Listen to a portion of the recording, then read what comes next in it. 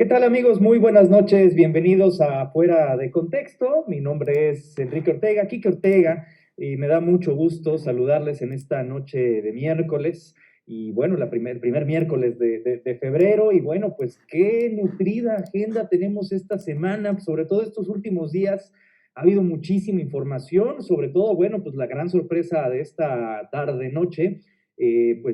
Agarraron al famoso Gober Precioso. Usted seguramente se acuerda, Mario Marín, el que fuera gobernador de Puebla y que fuera acusado por parte de Lidia Cacho, esta famosa periodista, por tortura, porque finalmente fue torturada, dado que ella descubrió una red de pornografía infantil, pues en donde este gobernador era parte. Y recuerden ustedes también a este personaje, este empresario llamado Kamel Nasif, una llamada telefónica desde hace muchos años que fue digamos, como la que dio justamente el mote a este personaje, donde le menciona a Kamel Nasif, o se refiere a él como mi Gober Precioso, el héroe de esta película. Pues bueno, pues hoy fue aprendido en Acapulco este gobernador después de 14 años de estar pues, prófugo. Fue capturado, está siendo trasladado. Y bueno, pues evidentemente esto pues celebra, o merece una celebración por parte de todos y todas, porque bueno, pues esperemos que ojalá se haga justicia. Sin embargo, también llama mucho la atención porque quien no conoce su historia está condenado a repetirla. Tienen ustedes a Mario Marín, que fue gobernador de Puebla y que estaba asociado con un tema de pornografía infantil. ¿Y de verdad quieren ustedes a Salgado Macedonio como gobernador de Guerrero? Al final, bueno, pues la historia quizá se repita con una persona que no solamente fue acusada una vez, tampoco dos veces, ya hay una tercera denuncia por violación por parte de tres mujeres distintas hacia este personaje que ya fue nombrado candidato oficial por parte de Morena a la gubernatura. Muy lamentable, tristemente, pero bueno, pues esto es México. Bueno, pues en otras noticias vamos a platicar también acerca de la regulación de Internet. El senador Ricardo Monreal propuso que, pues, dadas las características de todo lo que está pasando, todo este tema de que están dando de baja cuentas de manera unilateral, en Twitter no le está preguntando a nadie si quiere bajar las cuentas, simplemente lo hace, y que en su percepción, en la percepción del senador Monreal, pues esto no es correcto, pues el gobierno de la República está intentando regular Internet. El argumento y lo que dice, y cito, es que el espectro radioeléctrico es propiedad de la nación. Señor senador Monreal, yo le quiero comentar que Internet no usa espectro radioeléctrico. Por eso es que no necesita las redes sociales una concesión para poder operar. ¿Ok?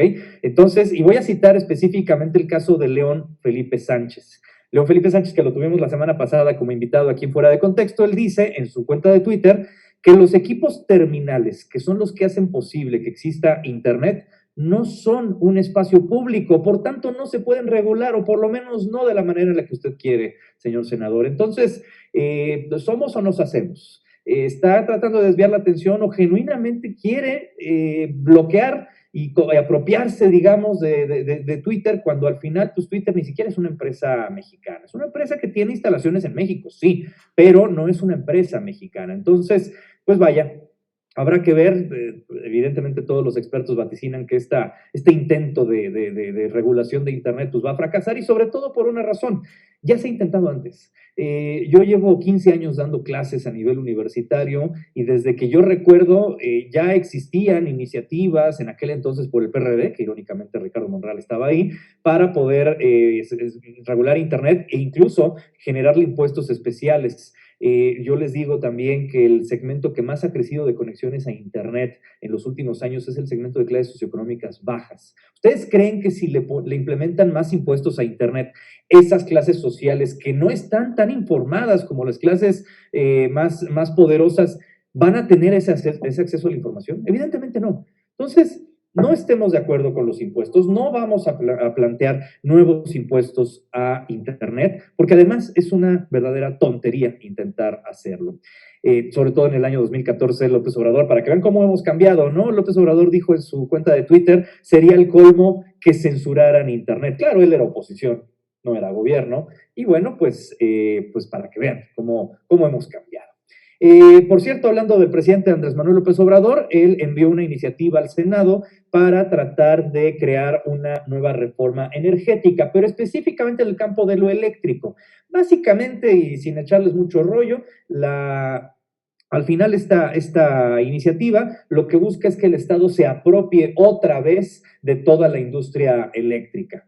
Y bueno, pues evidentemente esto todos los especialistas dicen que es una mala idea, sobre todo considerando el mensaje que ha dado el presidente de que él no le interesa invertir en las energías limpias, en las energías sustentables. Él está queriendo regresar al carbón y él quiere regresar a todas esas energías que son sucias. Les recuerdo, por cierto, que México firmó un tratado de libre comercio, ¿no? El famoso TEMEC, donde, entre otras cosas, México se compromete a invertir en energías limpias y si el Estado se apropia otra vez de la energía eléctrica al 100%, evidentemente, si no siguen la línea de lo que firmaron en el TEMEC, pues estaremos claramente hablando de una violación a un acuerdo que por supuesto que refiere a 3 países, ¿no? Entonces, pues vaya, habla un poco de cómo está la 4T, ¿no? La 4T desde campaña prometiendo y prometiendo, pero en realidad no cumpliendo, pues aquí pues no les tembló la mano en decir que sí, firmamos el tema como ustedes quieran, pero a la hora de la hora terminan implementando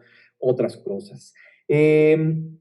También otra cosa importante es que el estudio famoso del que hablamos la semana pasada de la vacuna Sputnik V, la Sputnik 5 de Rusia, pues ya por fin el periódico, la revista The Lancet, publica este estudio donde declara que el 92% de la efectividad, el 92% de la efectividad lo tiene esta vacuna, incluso hasta en las personas adultas mayores. Es una buena noticia, por supuesto, y es algo que evidentemente todos estábamos esperando, sobre todo para nuestra tranquilidad, pero también quiero decirles algo.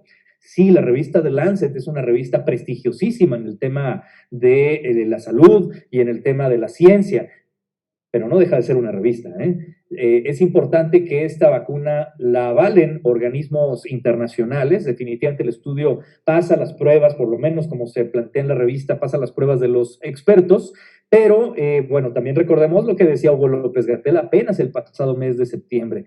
Lo decía cuando mencionó esta propia revista The Lancet que México era el país en donde estaba falleciendo mayor número de personas del sector salud, del sector médico, y Gatell lo que dijo fue, son francas mentiras. ¿A quién le creemos? ¿Al Gatell del septiembre del 2020 o a Gatell de enero, febrero del 2021?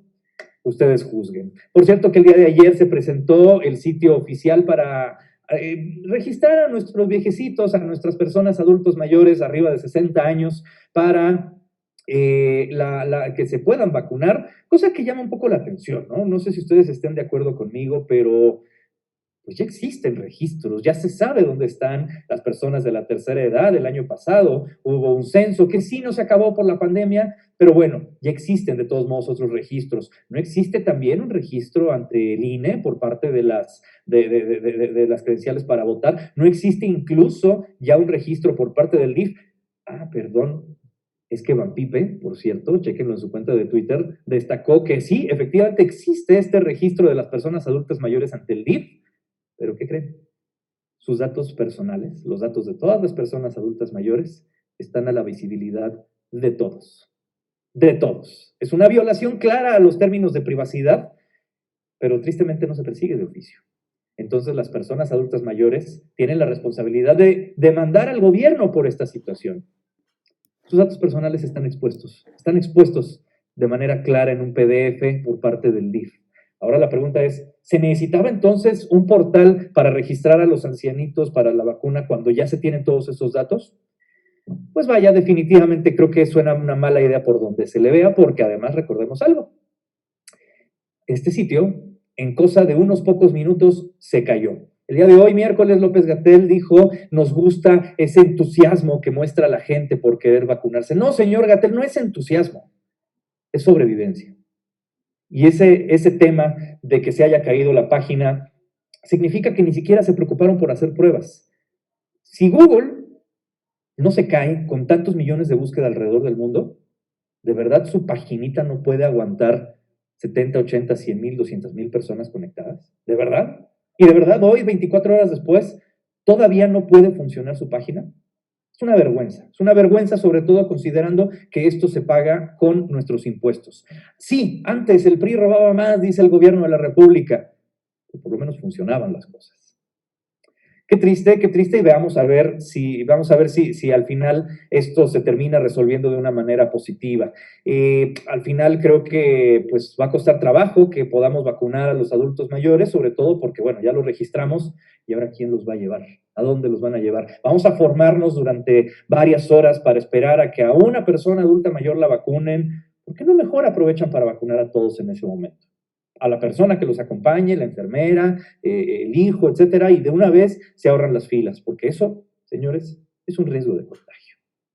Pero bueno, sin más, pues vamos a platicar con nuestro invitado de esta noche, nuestro invitado que es una persona que usted seguramente conoce muy bien, es una voz totalmente autorizada y estamos hablando, por supuesto, del doctor Luis Carlos Ugalde, que bueno, pues le platico un poco de su currículum, nada más para que se dé una idea clara de quién es Luis Carlos Ugalde. Luis Carlos Ugalde es licenciado en Economía por el ITAM, maestro en Administración Pública y doctor en Ciencia Política por la Universidad de Columbia en Nueva York. Además, es director general de Integralia Consultores, que es una empresa de inteligencia legislativa y política, y bueno, seguramente usted lo recuerda mucho más, porque fue consejero presidente del Instituto Federal Electoral entre el 2003 y el 2007. Luis Carlos Ugalde, además, pues es profesor de ciencia política en distintas y prestigiosas universidades como el ITAM, el CIDE, incluso la Universidad de Harvard, así como universidades como Georgetown y Americana en Washington, D.C. Y bueno, pues es un honor de manteles largos. Recibimos al doctor Luis Carlos Ugalde acompañándonos esta noche en Fuera de Contexto. Doctor Luis Carlos Ugalde, ¿cómo le va? ¿Cómo está? Muy bien, Enrique, muy buenas noches. Gracias por invitarme a platicar. Muchas gracias, doctor. Es un honor. Y bueno, sobre todo el tema que nos toca esta noche es platicar acerca, pues, de esta idea que presentó el presidente López Obrador en semanas pasadas, esta intención que tiene de desaparecer organismos autónomos, como por ejemplo tenemos el caso del INAI, el Instituto de Acceso a la Información, que es justamente un instituto que permite que todos los mexicanos tengamos acceso a estas informaciones de cuánto gana, por ejemplo, un funcionario público o en qué se licitó X o Y cuestión del gobierno. Sin embargo, el presidente de la República dice vamos a absorber estas organizaciones, estos organismos y vamos a convertirlos en parte del gobierno, cuando estos son autónomos. Entonces, la primera pregunta, doctor, aquí es, ¿se puede? ¿Realmente el gobierno federal tiene las facultades o qué necesitaría para poder desaparecer todos estos organismos autónomos? Bueno, Enrique, tiene que cambiar la Constitución y se reúnen los votos, puede lograrlo.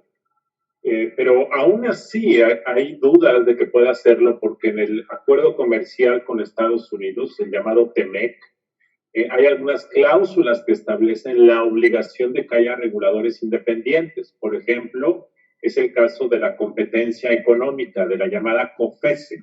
Entonces, aún y cuando pudieras cambiar la Constitución, porque esos órganos están escritos en la Constitución, podrías entrar en un problema de incumplimiento con Estados Unidos y Canadá.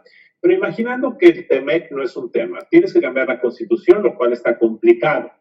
Pero antes de saber si puedes o no puedes, la pregunta es ¿para qué? Y creo que este es el tema central, Enrique, porque el presidente López Obrador tiene muchas confusiones mentales. No sabe los nombres de los órganos autónomos, piensa que no sirven para nada, porque no sabe exactamente cuál es su función. Y esta idea de que hay que ahorrar dinero para dárselo al pueblo lo lleva a pensar que si los desapareces ahorras.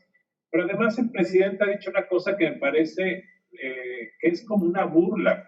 Ha dicho, vamos a desaparecerlos, pero no vamos a correr a nadie.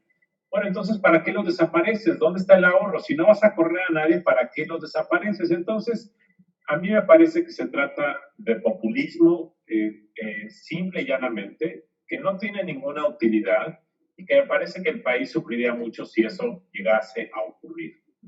¿Cuál considera usted que son las ventajas de tener este tipo de organismos de manera autónoma? ¿Por qué existen estos organismos? Mira, te voy a dar un ejemplo. El ejemplo de la Comisión Federal de Competencia Económica.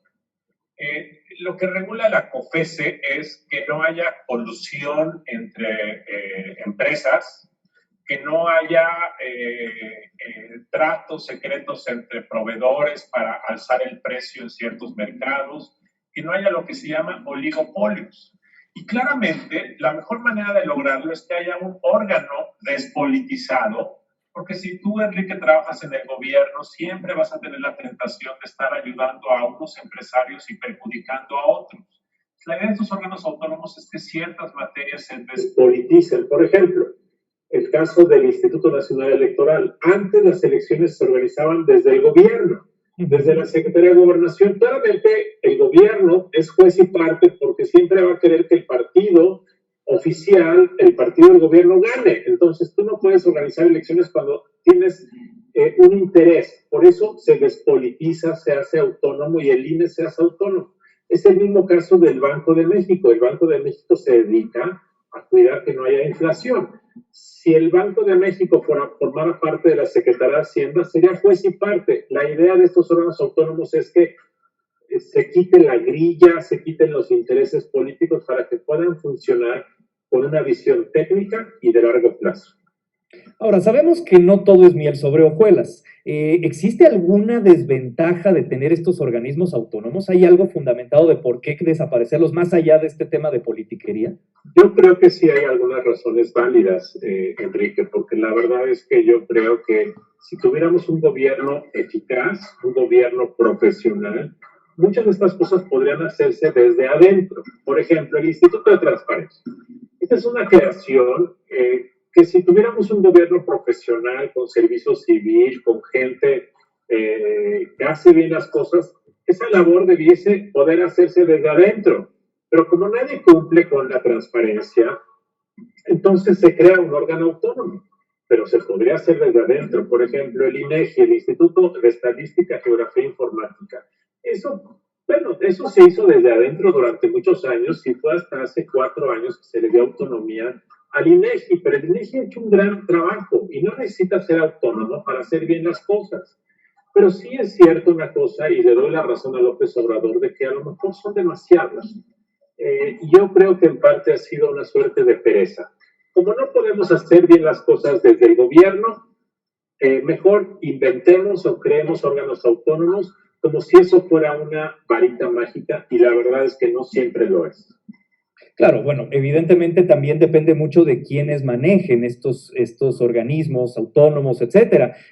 Ahí tuvimos, por ejemplo, el caso de CONAPRED, ¿no? Que no es un instituto, sino más bien aquí es un organismo, digamos, que se encarga del tema de la prevención de la discriminación. Pero ya vimos lo que pasó apenas hace algunos meses cuando invitaron a un personaje llamado Chumel Torres en un foro, y bueno, pues el escándalo que se hizo a nivel tal que obligaron a Mónica Magsice a renunciar de ese cargo, ¿no? Entonces también, pues dependerá, siempre el gobierno puede llegar a tener por ahí un poco las manos metidas, por más que sea independiente. Ahora la pregunta, doctor, aquí en este caso es, en el caso específico, por ejemplo, del INAI, que es un organismo que se encarga justamente de brindarnos a los ciudadanos información. ¿Existe alguna afectación en términos reales de que nuestro derecho de acceso a la información se vea, pues digamos, opacado si es que este organismo es absorbido por el gobierno? Mira, Enrique, el 95% de la población no sabe qué es el INAI y por lo tanto no le afecta en su vida diaria. Por supuesto que no. El gran problema es que hay ciertas cosas que no se ve el beneficio inmediato, pero son importantes para el país. Este gobierno en particular, el de López Obrador, es el gobierno más opaco que hemos tenido en mucho tiempo. Y no dan a conocer información. Vaya, no tenemos hoy ni siquiera datos sobre quiénes son los beneficiarios de los programas sociales. Es un gobierno muy desordenado, un gobierno que planea malas cosas. Por ejemplo, en este momento, mientras tú y yo conversamos, hay cientos de miles de personas que están queriendo inscribirse para la vacunación y es un desastre. O sea, el gobierno ni siquiera es capaz de poder planear una página web para que la gente se inscriba. Entonces, a mí me parece que sería una obligación del gobierno que dentro de un mes sepamos todo el catálogo de personas y de las listas de las personas y el orden de vacunación, porque es una de las maneras para evitar que haya influyentismo, que haya trampas. Bueno, ese es un ejemplo así muy concreto. Este gobierno no da información, este gobierno esconde las cosas o simplemente es un gobierno desordenado. Entonces, si no hay un instituto de transparencia autónomo, este gobierno va a seguir siendo más y más opaco y creo que a la larga eso perjudica el funcionamiento de los servicios públicos. Sobre todo por el antecedente que tenemos, usted puso el caso de las vacunas, ¿no? Se sabe, y el propio Marcelo Ebrard lo declaró, que los contratos de estas vacunas aparentemente compradas por el gobierno federal, pues están reservados durante 5 años, ¿no? Entonces no sabremos qué pasó, no sabremos de esos contratos y pues bajo ese antecedente de un gobierno opaco, evidentemente pues la información no va a fluir si es que esto fuera de algún modo atraído. Ahora, la pregunta también aquí en este sentido, doctor, es, ¿siente en algún punto que si el gobierno absorbiera de algún modo este tipo de organismos, se estaría violando en algún punto el artículo 6º de la Constitución, el que se refiere a que la manifestación de ideas no debe ser perseguida por ninguna autoridad? No estoy seguro si ese sería el argumento, pero claramente muchas personas podrían argumentar que el derecho de acceso a la información se está violentando y el derecho de acceso a la información es un derecho humano que está en la Constitución. Y yo puedo argumentar que se me está violando ese derecho porque ya no existe el INAI, por supuesto. Pero déjame volver al ejemplo que dijiste de que se reservaron por 5 años los contratos de compra de vacunas. ¿Por qué? O sea, ¿cuál es el argumento? Me parece que no hay ningún argumento salvo que seguramente el gobierno no quiere dar a conocer sus negociaciones, pero yo creo que es un derecho de todos saber cuánto se está gastando, cuándo se hizo la orden de compra, porque a lo mejor el gobierno no quiere que se sepa que se hizo una compra muy tardía y por eso en este momento en el país tenemos este caos que tenemos con las no vacunas. Entonces, la ventaja de que haya un INAI independiente es que ante esta negativa de conocer los contratos de vacunas, yo o tú nos podemos ir a un recurso ante el INAI. El INAI puede ordenar al gobierno publicarlas. Si no hubiera INAI, pues ya sabemos lo que va a pasar. No hay derecho para contravenir lo que el gobierno dice. El INAI nos da cierta posibilidad de sí ordenar al gobierno que se dé a conocer. Esa es la ventaja de que haya un órgano autónomo en transparencia. Estos organismos, doctor, usted estuvo en el IFE, entonces, hoy INE, ¿todos estos organismos de algún modo tienen alguna regulación por parte de las autoridades? ¿Existen reglas claras en este sentido? Son totalmente autónomos. La única, digamos, intervención externa es cuando les aprueban el presupuesto, porque el presupuesto se los aprueba la Cámara de Diputados. Y ahí la Cámara de Diputados, o sea, los partidos se pueden meter mano en el sentido de reducir y ha venido reduciendo el dinero que se les da.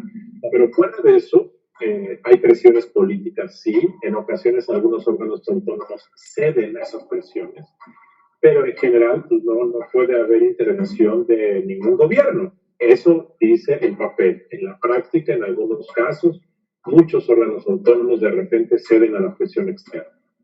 Claro, el caso que hablábamos justamente hace un momentito de CONAPRED, ¿no? Y de cómo obligaron, digamos, a una líder de un organismo autónomo a renunciar por una decisión controversial que al final de cuentas pues fue provocada de algún modo por este personaje, ¿no? Ahora, doctor, pues evidentemente aquí la enorme pregunta es, ¿qué podría pasar con el INE? Sabemos evidentemente que tenemos estos organismos internacionales, como dice usted, que a lo mejor mucha gente ni siquiera sabe de qué van, no saben en qué les beneficia, en qué les afecta. Por ahí hay un dato incluso que dicen que la gran mayoría de los artículos periodísticos, como fue el caso de la investigación de Felipa Obrador, la prima del presidente que recibió contratos por parte de Pemex, no hubieran podido ser posibles de mostrar si no existiera el INAI. O sea, ese tipo de beneficios, evidentemente, como usted lo menciona, se perderían, pero no son beneficios tangibles para el público en general. Sin embargo, en el caso del INE, si es un beneficio o un perjuicio, como lo quiera ver cada quien, al público en general. Al final, como usted lo mencionó, el INE organiza las elecciones a nivel federal. Aquí en este caso, la joya de la corona es esa. ¿Ve usted un riesgo real en que el INE pudiera llegar a ser absorbido otra vez por la Secretaría de Gobernación? ¿Sí veo un riesgo de que le quieran meter mano al INE? Sí. Y ese riesgo se va a materializar si Morena retiene la mayoría en la Cámara de Diputados. Y eso depende del resultado de la elección. Si el gobierno logra